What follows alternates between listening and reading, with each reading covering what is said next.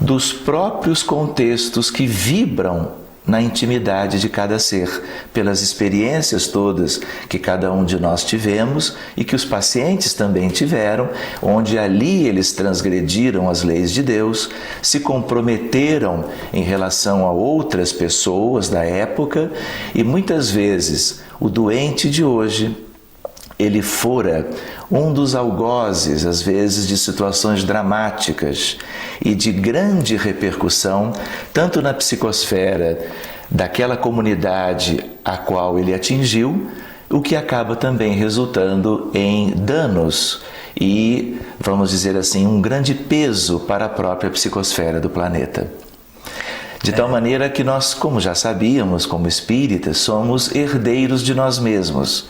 E os pacientes das doenças mais graves estão como que transferindo para o corpo físico uma coisa que está viva nos seus perispíritos e que traduzem ali estes comprometimentos em relação ao passado.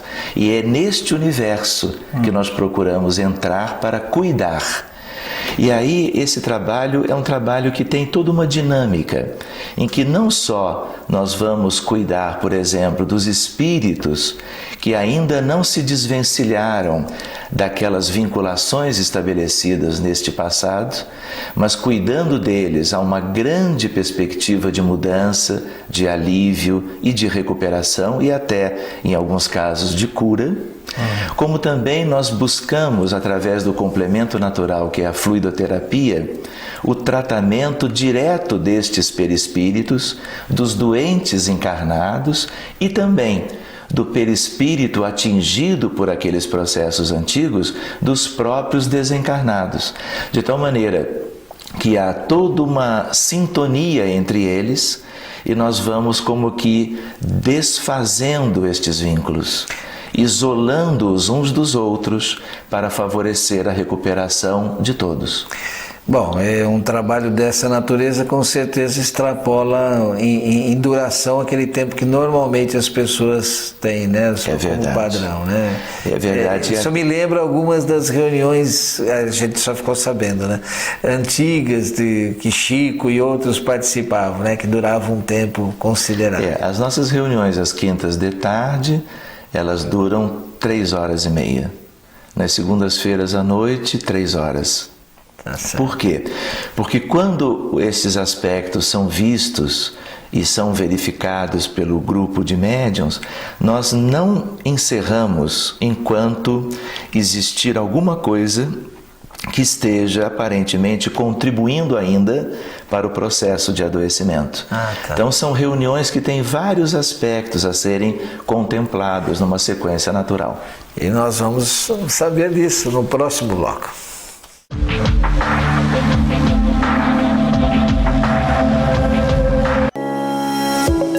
Você já adquiriu seu ingresso para o 21º Encontro Amigos da Boa Nova? O evento será agora, dia 25 de abril.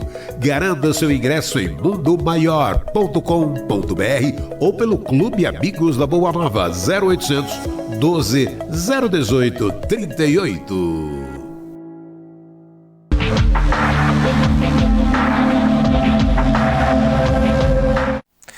Para você que ligou a TV agora, você não imagina o que você já perdeu, hein? Confira aí as reprises. Estamos aqui recebendo hoje com muita alegria o Dr. Sérgio Thyssen, e que tem um trabalho maravilhoso. A gente está falando sobre medicina da alma.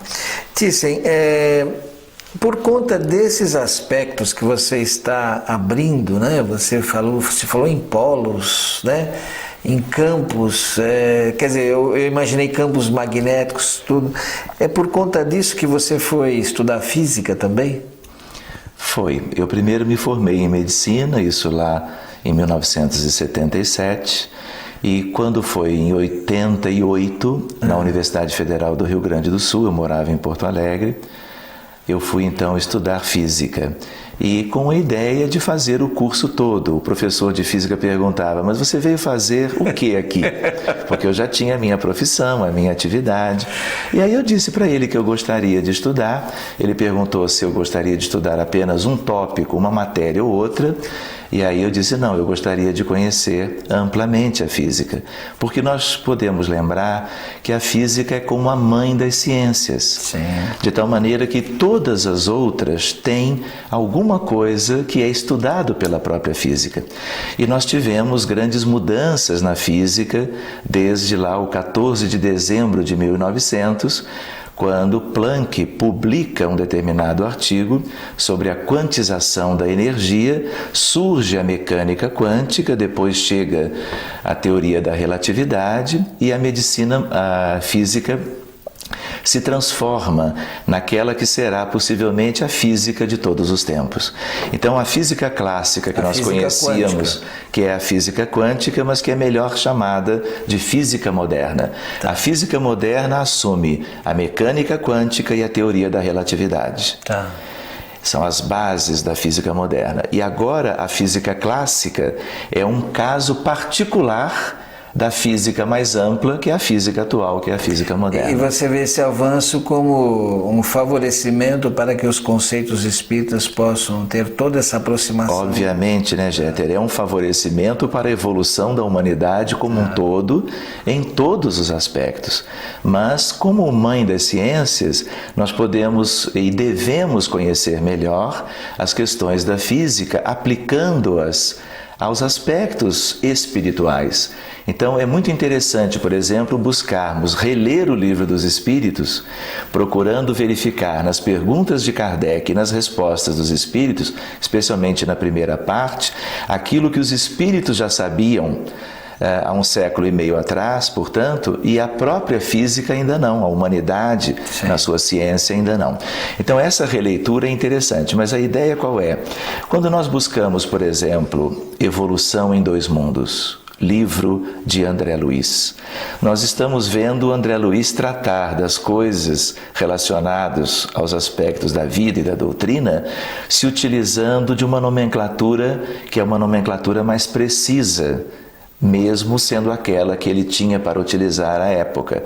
E ele próprio introduz essa fronteira entre as questões espirituais amplamente e as questões da ciência, tipicamente da própria física. E o que nós temos buscado fazer com este conhecimento? Trabalhar numa ideia de uma fronteira tríplice entre a medicina e os doentes, o espiritismo e a própria física, procurando unir estes aspectos de conhecimento a favor, vamos dizer assim, da recuperação dos enfermos. Então nós utilizamos de uma base que tem a ver com anatomia, fisiologia, terapêutica, que vem da própria medicina convencional. Buscamos elementos básicos da física, tanto da clássica quanto da moderna, para que possamos fazer as coisas com mais, não só conhecimento, mas mais base naquilo que nós estamos buscando. Fora a ideia do pensamento científico, da metodologia científica aplicada ao próprio processo. Mas a grande fonte de luz é a doutrina espírita, porque ela não só é o elemento aglutinador, mas são as bases doutrinárias que nos permitem compreender por que alguém sofre hoje e o que nós podemos fazer para ajudar esse alguém. E trabalhando por ele, isso é da física, estamos trabalhando por todos, porque estamos todos interrelacionados. É isso, voltando um pouquinho, mas você já abriu a ideia, porque é aquilo que é o fundamento doutrinário, fundamento da vida. Ninguém progride a não ser na vida de relação e também ninguém erra sozinho. Então, no trabalho, você, no abrindo contextos lá, para o nosso telespectador lembrar do momento que estamos buscando, no trabalho mediúnico, você começa a abrir esses contextos, percebe toda essa relação. E como é que você hoje interpreta toda essa aplicação desse conhecimento no trabalho? Porque é algo interessante, conversávamos nos bastidores, para quem está começando no trabalho mediúnico, muitas vezes não entende que a partir de um caso, e às vezes os médiuns relatam, olha, muitos outros, uma situação de um favorecimento para um, parece que vem todo uma avalanche de espíritos atrás daquele processo. E você tem uma experiência incrível, gostaria que você transferisse aqui para o nosso telespectador. Claro, nós gostaríamos de lembrar do próprio Evangelho de Jesus, quando, num determinado encontro, numa questão de um processo obsessivo grave, um espírito responde a Jesus: somos legião. Esta é uma base. É como se Jesus estivesse lá 2000 anos atrás, deixando uma espécie de um caminho também nesse sentido para algo que nós poderíamos conhecer no futuro, quando estivéssemos preparados para isso. Em duas, três palavras, só ele mesmo, né? É verdade. O grande educador, não é? Pois bem, por exemplo, se nós atendemos um doente que tem uma cardiopatia, uma doença arterial coronariana e sofreu, quem sabe, o seu segundo infarto do miocárdio. É uma doença tipicamente atendida pela cardiologia em unidades próprias. Há uma cardiologia de alto nível procurando desobstruir a artéria coronária e cercar esse paciente de inúmeros detalhes e cuidados. Médicos de enfermagem, de equipe e assim por diante. Esta é a medicina oficial, a medicina convencional. Mas, apesar de conhecermos hoje os fatores de risco da aterosclerose coronária e aquilo tudo que predispõe um coração a adoecer nesse sentido, e a importância do seu controle, muitas pessoas têm os mesmos fatores de risco e não adoecem do coração. E quando nós vamos verificar por que alguém tem uma patologia como essa, numa certa altura da vida, nós vamos entrar no seu contexto, no seu universo espiritual e vamos percebendo dramas do passado que envolve o espírito ou a alma deste que hoje é o paciente, de tal sorte que nós vamos buscar aquilo que aconteceu. A gente até lembra que nós raciocinamos como o bulbo de uma cebola. Em uma reunião, às vezes nós atendemos uma camada ou duas, porque as reencarnações e o passado é muito extenso, de tal maneira que muitas vezes incide sobre o caso atual e sobre a enfermidade atual inúmeras vivências anteriores em vidas diferentes. Quando nós dizemos abrimos o contexto, nós também usamos a expressão abrimos a frequência do caso. É a frequência vibratória. Cada indivíduo tem a sua frequência vibratória como um cartão de identidade. É a mesma ideia quando nós estacionamos o carro e acionamos o alarme. Quando nós voltamos, quando nós apertamos o botão de novo, só são abertas as portas do nosso automóvel e não de todos aqueles estacionados ali. Porque é uma frequência em hertz, é uma frequência em ciclos por segundo e é específica e depende da bagagem, da herança e das vivências milenares de cada indivíduo. Então nós